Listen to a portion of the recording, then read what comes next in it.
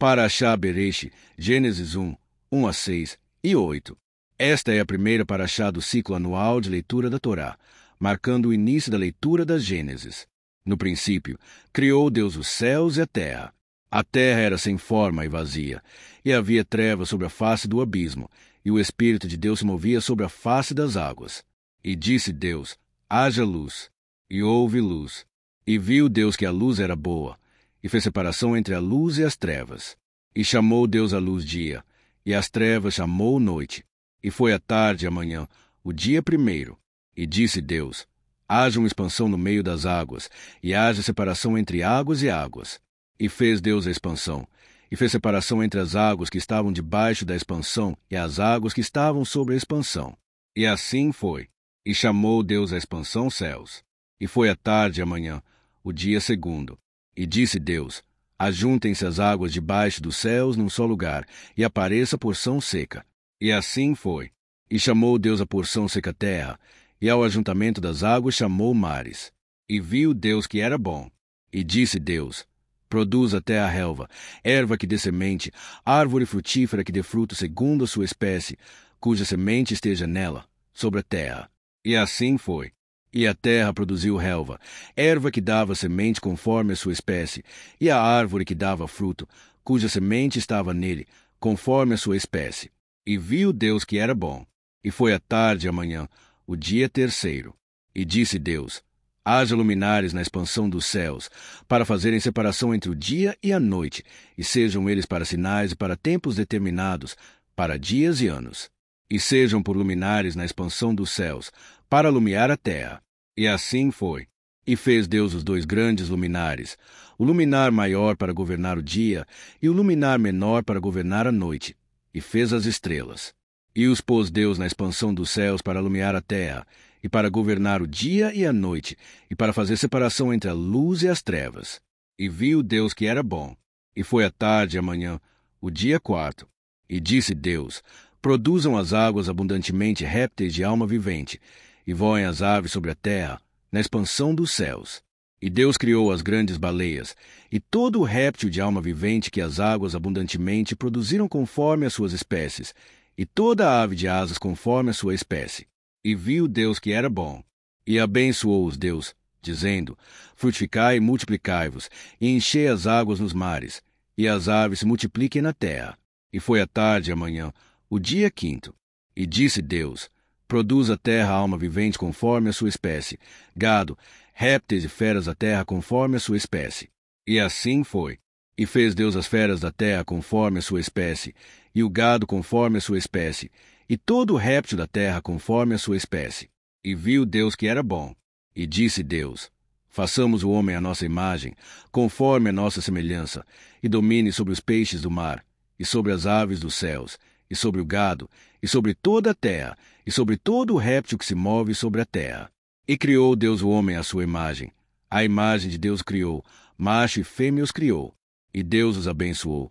E lhes disse: frutificai e multiplicai-vos, e enchei a terra, e sujeitai-a, e dominai sobre os peixes do mar, e sobre as aves dos céus, e sobre todo o animal que se move sobre a terra. E disse Deus: eis que vos tenho dado toda a erva que dá semente que está sobre a face de toda a terra, e toda a árvore, em que há fruto que dê semente, ser-vos-á para mantimento. E a todo animal da terra, e a toda a ave dos céus, e a todo o réptil da terra, em que há alma vivente, toda a erva verde lhe será para mantimento. E assim foi. E viu Deus tudo quanto tinha feito, e eis que era muito bom. E foi a tarde e a manhã, o dia sexto. Assim os céus e a terra foram acabados, e todo o seu exército. E havendo Deus acabado no dia sétimo a sua obra, que tinha feito, descansou no sétimo dia de toda a sua obra, que tinha feito. E abençoou Deus o dia sétimo, e o santificou, porque nele descansou de toda a sua obra que Deus tinha criado e feito. Estas são as origens dos céus e da terra, quando foram criados, no dia em que o Senhor Deus fez a terra e os céus. E toda a planta do campo ainda não estava na terra, e toda a erva do campo ainda não brotava, porque o Senhor Deus ainda não tinha feito chover sobre a terra, e não havia homem para lavrar a terra. Um vapor, porém, subia da terra e regava toda a face da terra. E formou o Senhor Deus o homem do pó da terra, e soprou em suas narinas o fôlego da vida, e o homem se tornou alma vivente. E plantou o Senhor Deus um jardim no Éden, da banda do Oriente, e pôs ali o homem que tinha formado. E o Senhor Deus fez brotar da terra toda a árvore agradável à vista e boa para mantimento, e a árvore da vida no meio do jardim, e a árvore do conhecimento do bem e do mal. E saía um rio do Éden para regar o jardim, e dali se dividia e se tornava em 4 braços. O nome do primeiro é Pison. Este é o que rodeia toda a terra de Havilá, onde há ouro. E o ouro dessa terra é bom. Ali há o bdélio e a pedrada de ônix. E o nome do segundo rio é Gion. Este é o que rodeia toda a terra de Cuxi. E o nome do terceiro rio é Tigre. Este é o que vai para o oriente da Síria. E o quarto rio é o Eufrates. E tomou o Senhor Deus o homem, e o pôs no jardim do Éden para o lavrar e o guardar.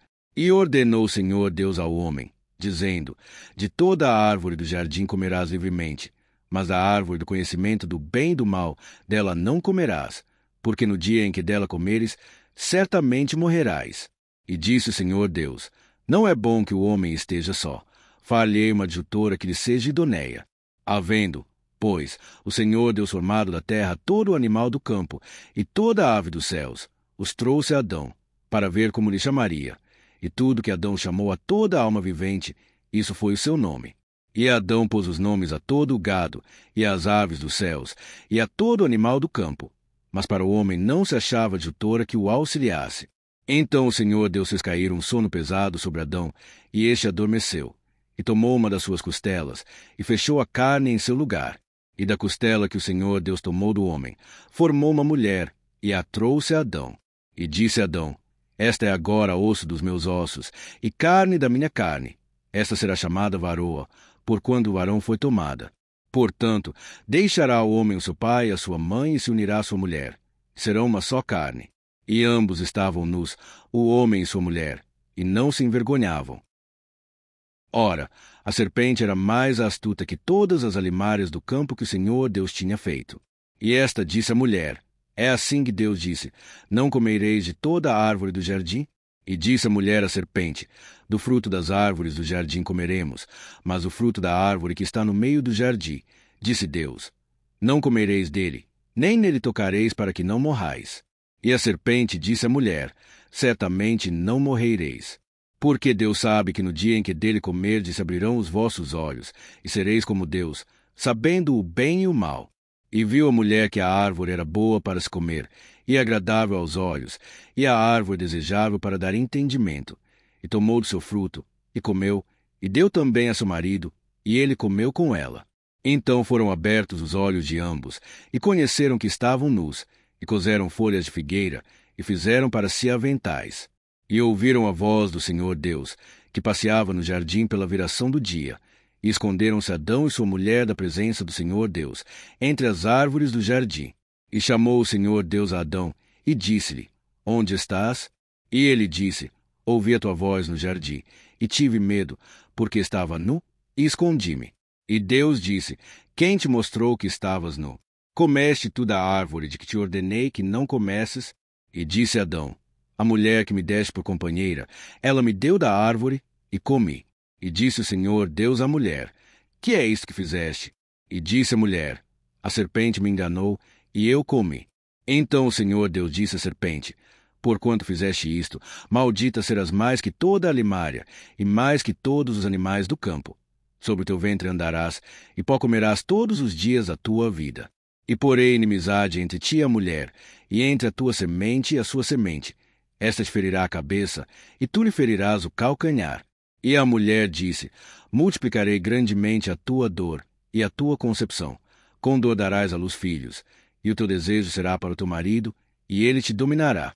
E a Adão disse: porquanto deste ouvido à voz de tua mulher, e comeste da árvore de que te ordenei, dizendo: não comerás dela, maldita é a terra por causa de ti, com dor comerás dela todos os dias da tua vida. Espinhos e cardos também te produzirá, e comerás a erva do campo. No suor do teu rosto comerás o teu pão, até que te tornes a terra, porque dela foste tomado, porquanto és pó e em pó te tornarás. E chamou Adão o nome de sua mulher Eva, porquanto ela era mãe de todos os viventes. E fez o Senhor Deus a Adão e a sua mulher túnicas de peles, e os vestiu. Então disse o Senhor Deus: Eis que o homem é como um de nós, sabendo o bem e o mal. Ora, para que não estenda sua mão, e tome também da árvore da vida, e coma e viva eternamente. O Senhor Deus, pois, o lançou fora do jardim do Éden, para lavrar a terra de que fora tomado. E havendo lançado fora o homem, pôs querubins ao oriente do jardim do Éden, e uma espada inflamada que andava ao redor, para guardar o caminho da árvore da vida. E conheceu Adão a Eva, sua mulher, e ela concebeu e deu à luz a Caim, e disse: Alcancei do Senhor um homem. E deu à luz mais a seu irmão Abel. E Abel foi pastor de ovelhas, e Caim foi lavrador da terra. E aconteceu, ao cabo de dias, que Caim trouxe do fruto da terra uma oferta ao Senhor. E Abel também trouxe do primogênitos das suas ovelhas e da sua gordura. E atentou o Senhor para Abel e para a sua oferta. Mas para Caim e para a sua oferta não atentou. E irou-se Caim grandemente, e descaiu-lhe o seu semblante.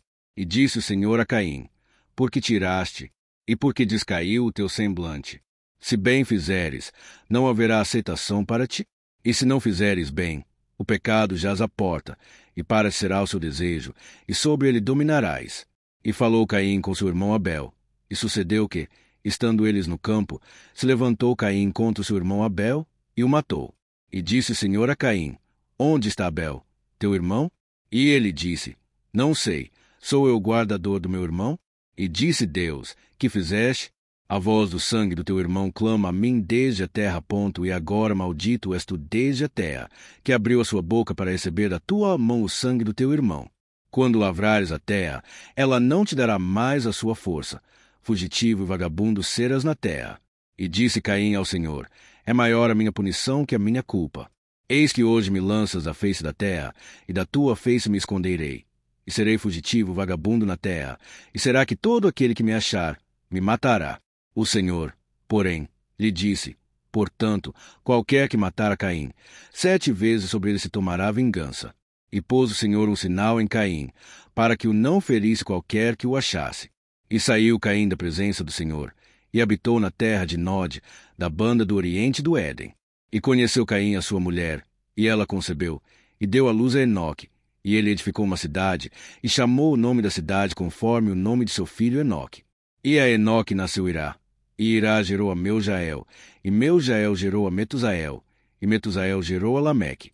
E tomou Lameque para si 2 mulheres, o nome de uma era Ada, e o nome da outra, Zilá. E Ada deu à luz a Jabal.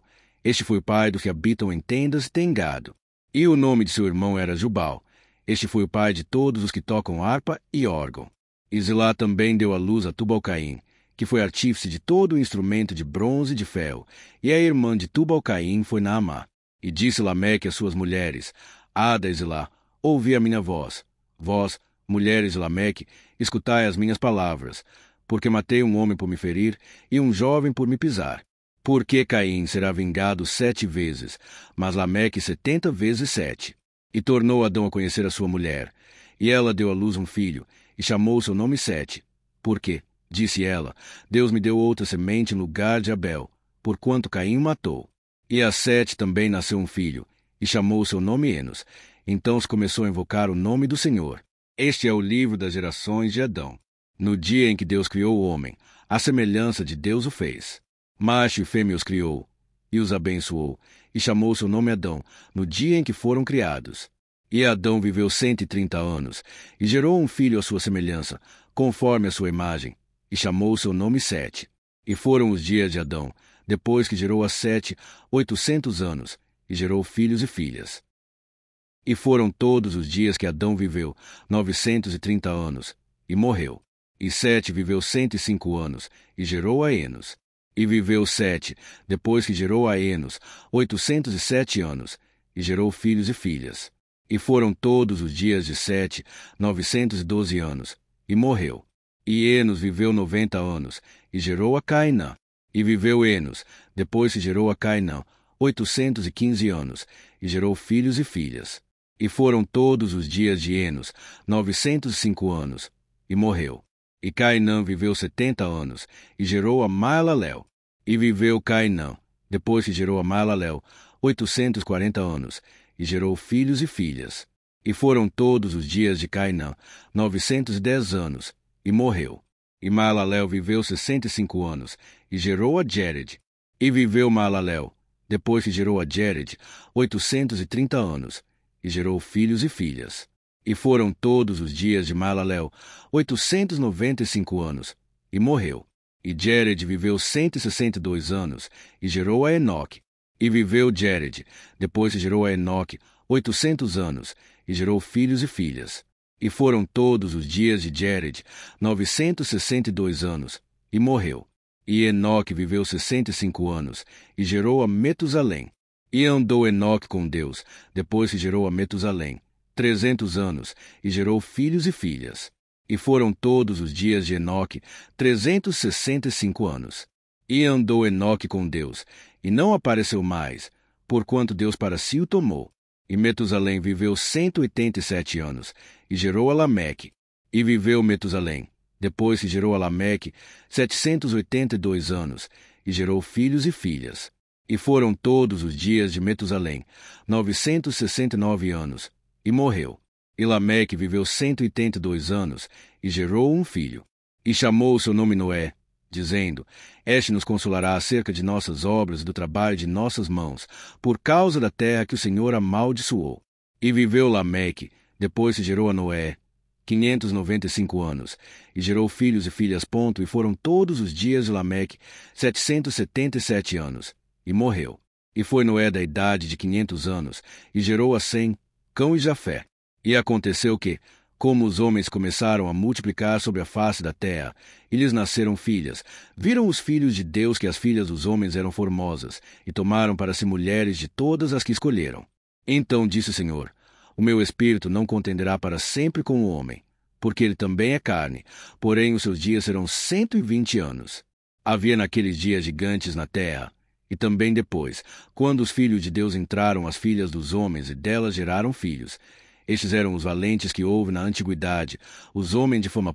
E viu o Senhor que a maldade do homem se multiplicara sobre a terra e que toda a imaginação dos pensamentos do seu coração era só má continuamente. E arrependeu-se o Senhor de haver feito o homem sobre a terra, e pesou-lhe em seu coração. E disse o Senhor: Destruirei o homem que criei de sobre a face da terra, desde o homem até o animal, até ao réptil e até a ave dos céus, porque me arrependo de os haver feito. Noé, porém, achou graça aos olhos do Senhor.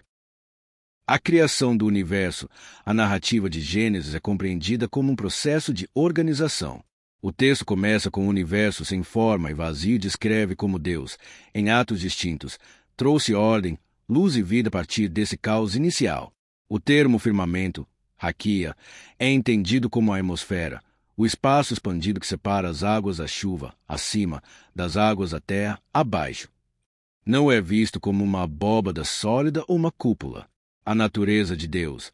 A Paraxá revela um Deus criador, onipotente e organizador. Ele age por meio da palavra, e disse Deus: haja luz, demonstrando um poder ilimitado. Deus é retratado como aquele que estabelece ordem, ciclos, dia e noite, estações e propósito para todas as coisas. A perfeição da sua obra é destacada pela repetição da frase: e viu Deus que era bom. A criação do homem. O ser humano é criado à imagem e semelhança de Deus. Isso é interpretado como uma semelhança moral e intelectual, não física. O homem tem a capacidade de raciocinar, de fazer escolhas morais, de exercer domínio e de ser criativo. A criação de Eva a partir da costela de Adão simboliza a união e a complementaridade entre o homem e a mulher, formando uma só carne. O Jardim do Éden e a queda.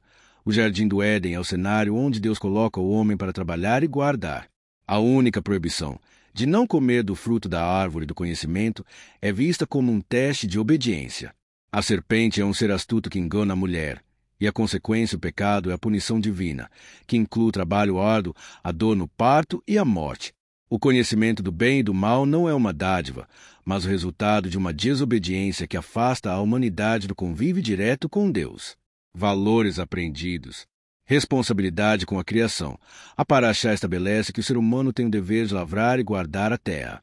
Isso não é apenas uma bênção, mas uma responsabilidade divina de cuidar do meio ambiente, dos animais e dos recursos do planeta. O homem é o administrador da criação de Deus. Obediência a Deus. O episódio do Jardim do Éden enfatiza a importância da obediência aos mandamentos divinos como a base da vida.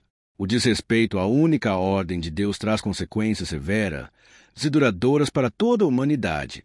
A obediência é um ato de confiança e submissão à sabedoria do Criador. O significado do Shabat.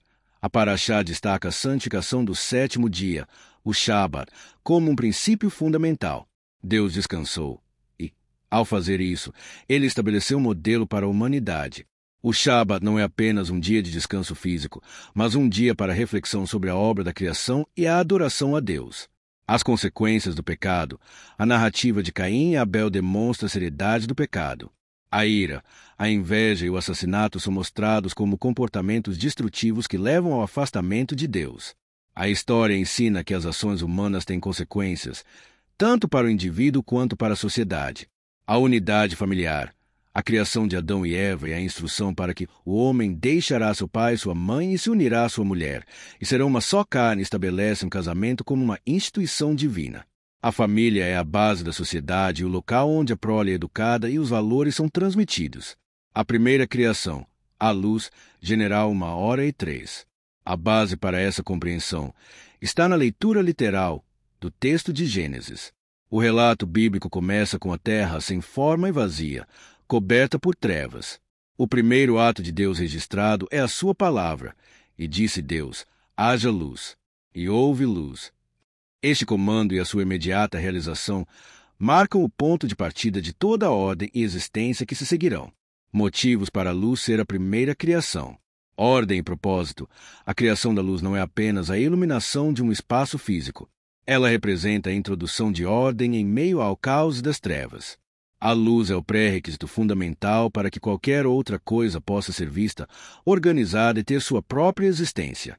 Sem luz, não há dia nem noite, não há distinção. Ela é a base para o tempo e a estrutura do universo. Manifestação da palavra divina. A luz é a primeira criação a surgir diretamente da palavra de Deus. Isso estabelece o princípio de que a vontade de Deus, expressa por meio de sua palavra, é a força criadora fundamental do universo. É um testemunho do poder e da eficácia do comando divino. A importância da luz para as próximas criações. A luz, como primeira criação, estabelece a base para tudo que virá a seguir. Base para o tempo e a vida. A separação entre luz e trevas cria o conceito de dia e noite, estabelecendo o ciclo do tempo. Isso é essencial para a vida, pois a maioria das formas de vida depende desse ritmo. A luz é a condição necessária para o crescimento das plantas, que viriam a ser criadas no terceiro dia, e para a vida dos animais. Valor intrínseco. Deus avalia a luz e a considera boa. Essa é a primeira vez que Deus atribui valor a algo que ele criou. Isso demonstra que a criação de ordem e beleza tem um valor inerente, e a luz é a primeira manifestação desse valor. Ela é o padrão de bondade que as próximas criações devem seguir. A grande importância da primeira criação na fé humana. A criação da luz tem um profundo significado para a fé e o relacionamento do ser humano com Deus. Fé e confiança na palavra divina. A criação da luz é o primeiro e mais claro exemplo de que a palavra de Deus é absoluta e eficaz. Ela estabelece a base da fé humana, a crença de que a palavra de Deus se cumpre. Os humanos aprendem desde o início que a vontade de Deus é manifestada e realizada por meio de sua palavra, e podem confiar nela para sua própria vida. O vínculo com Deus e suas vontades. A luz simboliza a própria presença e vontade de Deus no mundo. Assim como a luz dissipou as trevas do caos, a presença de Deus afasta a ignorância e o pecado. A vontade de Deus é que a humanidade viva na luz da sua verdade e de seus mandamentos. O desejo humano de buscar a luz, tanto a física quanto a espiritual, é um reflexo do vínculo com o Criador, que se manifestou pela primeira vez através da luz. A adesão a essa vontade divina é o caminho para uma vida de propósito e significado. A luz é a primeira ferramenta balizadora criada por Deus. Ela representa a ordem, o conhecimento e a verdade que surgem em meio ao caos das trevas. A luz não é a Torá em si, mas estabelece o princípio fundamental que a Torá representa, a distinção entre o certo e o errado, o dia e a noite. A luz é a primeira manifestação do que é bom e do que dá forma e propósito à existência. Essa criação inicial serve como modelo para as ações de Deus e para o livre-arbítrio humano. Assim como a luz estabeleceu uma distinção clara entre dia e noite, a Torá estabelece uma distinção clara entre o que é lícito e ilícito, o que é justo e injusto. O homem, por sua vez, tem a capacidade de escolher entre a luz e as trevas, entre a ordem e o caos. A Torá, portanto, é a manifestação da vontade divina para que o homem escolha o caminho da luz. Aplicabilidade no tempo atual. A distinção entre a luz como criação e a Torá como guia tem uma forte aplicação nos dias de hoje. Busca pela verdade. A luz simboliza a verdade e o conhecimento.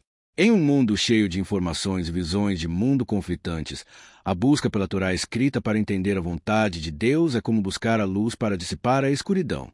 A interpretação caraíta valoriza o estudo direto e individual do texto para encontrar a verdade, em vez de se basear em tradições secundárias. Responsabilidade moral. A luz estabelece que a ordem moral é uma parte fundamental da criação. Nos tempos atuais, essa responsabilidade se traduz em ações que promovem a justiça, a honestidade e a integridade, que são valores contidos na Torá. A fé caraíta incentiva a vivência desses princípios no cotidiano. A conexão entre a primeira criação, Deus e a humanidade. A primeira criação de Deus, a luz, é o alicerce do relacionamento entre o Criador e a humanidade. A palavra de Deus como fonte de vida. A luz surgiu pela palavra de Deus, haja luz. Isso estabelece o poder de sua palavra para criar e ordenar. A Torá é essa mesma palavra, revelada para guiar a humanidade. A conexão reside na compreensão de que a mesma força criadora que trouxe luz ao mundo é a força que traz verdade e direção para a vida humana por meio dos mandamentos. A base da fé e do livre-arbítrio. A luz, como primeira manifestação da bondade e ordem de Deus, é a base da fé. O ser humano é convidado a seguir a luz divina, que é a sua vontade expressa na Torá. O livre-arbítrio é a escolha constante entre viver na luz da obediência a Deus ou nas trevas do pecado. A importância da primeira criação está em estabelecer o fundamento para a fé humana, que é a confiança de que Deus, o Criador da luz, também oferece o caminho da verdade por meio de sua instrução. A Parashá Bereishit descreve a criação do universo por Deus em uma ordem sequencial e com um propósito claro.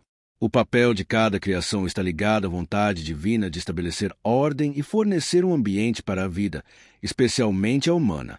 A seguir, a interpretação caraíta das demais criações de Deus e seus papéis. Expansão. Firmamento. Deus criou uma expansão, ou a atmosfera, para separar as águas de cima, ou nuvens, das águas de baixo, mares. O papel dessa criação é estabelecer a divisão entre o que está na terra e o que está acima dela, permitindo a formação do clima e do ambiente para a vida terrestre. Porção seca, terra, mares, vegetação. Deus ajuntou as águas em um só lugar para que a porção seca, a terra, aparecesse. Em seguida, criou a vegetação. O papel desta criação é fornecer o fundamento para a vida, um lugar para a humanidade habitar e o alimento necessário para sustentar todas as criaturas vivas. A vegetação, em particular, é a primeira fonte de alimento, mostrando a providência de Deus. Luminárias celestiais, sol, lua, estrelas. Deus criou o sol, a lua e as estrelas. O papel delas é duplo. 1. Servir como sinais para as estações, dias e anos, organizando o tempo e a vida humana em ciclos previsíveis. E 2. Fornecer luz para a terra, regulando o dia e a noite. Criaturas marinhas e aves. Deus criou os peixes e as criaturas que vivem na água, bem como as aves que voam sobre a terra. O papel delas é habitar os espaços criados, enchendo-os de vida. Deus abençoa essas criaturas com a capacidade de se reproduzir, demonstrando a sua vontade de que a vida se multiplique. Animais da terra. No sexto dia, Deus criou os animais que vivem na terra, incluindo o gado, os répteis e as feras. O papel deles é povoar a terra e viver em harmonia com o ambiente e com a humanidade, que viria a ser criada em seguida. O ser humano, Adão e Eva, a criação culminante é a do ser humano, feito à imagem e semelhança de Deus. O papel do homem é o mais significativo. Ser administrador. Dominar o ser humano é encarregado de exercer domínio sobre a terra e todas as criaturas. Isso não significa opressão, mas sim o papel de um administrador que cuida da criação de Deus. Providenciar o futuro. Frutificar. Deus instrui a humanidade a ser fecunda e multiplicar-se, garantindo a continuidade da vida e a ocupação da terra. Ser parceiro de Deus. O homem tem a responsabilidade de trabalhar e guardar a terra, participando ativamente na manutenção da ordem e na beleza do mundo criado. Em resumo, cada criação, da luz à humanidade, tem um papel específico na realização da vontade de Deus. A luz estabelece a ordem. Os corpos celestes regulam o tempo, a terra fornece a base e os animais povoam o mundo. O ápice da criação é o ser humano, que tem a responsabilidade de cuidar de tudo e viver em harmonia com a ordem divina. A Parashá Bereshit traz uma série de princípios fundamentais para a vida, a moralidade e a compreensão de Deus, que vão além da narrativa da criação. A seguir, os elementos e suas respectivas interpretações, sob a perspectiva de Deus. 1. A origem do Shabat. Interpretação e valores morais. A base do Shabat é a imitação do ato de Deus. O descanso de Deus no sétimo dia não é visto como uma necessidade, mas como um modelo para a humanidade. O valor moral é a importância do descanso e da santificação do tempo. O Shabat ensina a necessidade de parar, refletir sobre a obra divina e renovar as energias. É um lembrete semanal de que a vida não se resume ao trabalho e que a adoração e a contemplação são essenciais. Perspectiva de Deus. A perspectiva de Deus é que o Shabat é um presente e um mandamento. Ao santificá-lo, Deus deseja que a humanidade encontre um dia de paz e distinção, honrando o Criador e reconhecendo que Ele é a fonte de toda a existência. 2. A criação do casamento da família. Interpretação e valores morais. A Parashá estabelece que o casamento é uma instituição divinamente ordenada. A criação da mulher a partir do homem e a instrução de que se tornarão uma só carne estabelece a união matrimonial como um vínculo físico e espiritual. O valor moral é a importância da família como a base da sociedade. A união de Adão e Eva mostra a complementariedade entre homem e mulher e a necessidade de companheirismo e apoio mútuo. Perspectiva de Deus. Deus vê a família como a unidade fundamental da sociedade. Sua vontade é que o homem e a mulher se unam em amor e parceria, garantindo a procriação e a continuidade da humanidade de forma ordenada e abençoada. 3. O início do pecado e suas consequências. Interpretação e valores morais. O episódio da desobediência de Adão e Eva é uma lição direta sobre o livre-arbítrio e as consequências de se afastar da vontade de Deus. A interpretação é que o pecado não é inerente, mas uma escolha. O valor moral é a responsabilidade pessoal por nossas ações. A história ensina que a desobediência traz sofrimento, trabalho árduo e a morte. Perspectiva de Deus. Deus é um ser de justiça. Ele oferece a liberdade de escolha, mas também estabelece que toda escolha tem uma consequência. Sua perspectiva é que o pecado, por ser uma ruptura com sua vontade, exige um juízo, e o castigo é a forma de restaurar a ordem e mostrar a seriedade da desobediência. 4. A origem da maldade e da violência. Interpretação e valores morais. A história de Caim e Abel é um exemplo de como a inveja e a ira podem se transformar em violência extrema. O episódio mostra que o mal se manifesta no coração humano e pode levar a atos de maldade. O valor moral é o controle das emoções destrutivas, se a busca por fazer o bem para agradar a Deus. A história também ensina que o pecado afasta o homem de Deus e de seus semelhantes. Perspectiva de Deus. Deus busca a justiça. Ele não aceitou a oferta de Caim porque sua intenção não era pura. Sua pergunta, por que tiraste, mostra que ele se importa com o estado do coração humano. Sua perspectiva é que ele sabe o que está no coração do homem e que a justiça virá para aqueles que cometem o mal. 5. As primeiras gerações e a linhagem. Interpretação e valores morais. A genealogia é entendida como uma história literal. A Parashá detalha as gerações para mostrar que a história humana é linear e que Deus está presente em todas as épocas. O valor moral é a importância da herança e da história familiar. A linhagem mostra que as ações de uma geração afetam as próximas. Perspectiva de Deus. A perspectiva de Deus é que Ele é o Deus da história. Ele acompanha as gerações e tem um plano que se desenrola através do tempo.